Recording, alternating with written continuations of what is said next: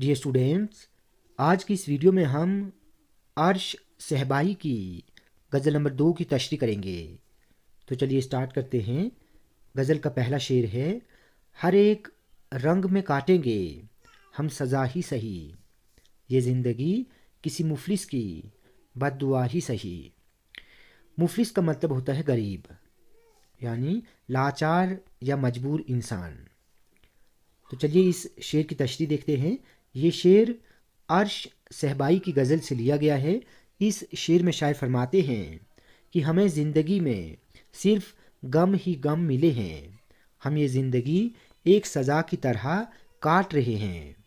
ایسا لگتا ہے کہ جیسے ہماری زندگی کسی فقیر، لاچار اور مجبور انسان کی بد دعا ہے۔ دوسرا شعر ہے: نہ اس کو بھول کہ میں نے تجھے کیا تخلیق، یہ اور بات ہے تو وقت کا خدا ہی سہی۔ تخلیق کا مطلب ہوتا ہے پیدا کرنا یا بنانا۔ تو اس شعر کی تشریح دیکھیں۔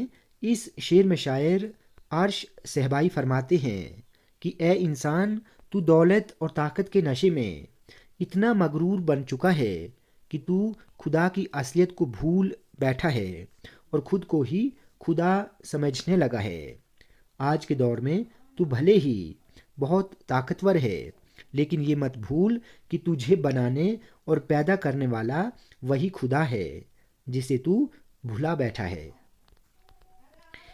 تیسرا شعر ہے: یہی بہت ہے کہ مجھ پر تیری توجہ ہے، تیری نگاہ کا انداز دوسرا ہی سہی۔ توجہ کا مطلب ہے دھیان، نگاہ کہتے ہیں نظر کو، ٹھیک ہے۔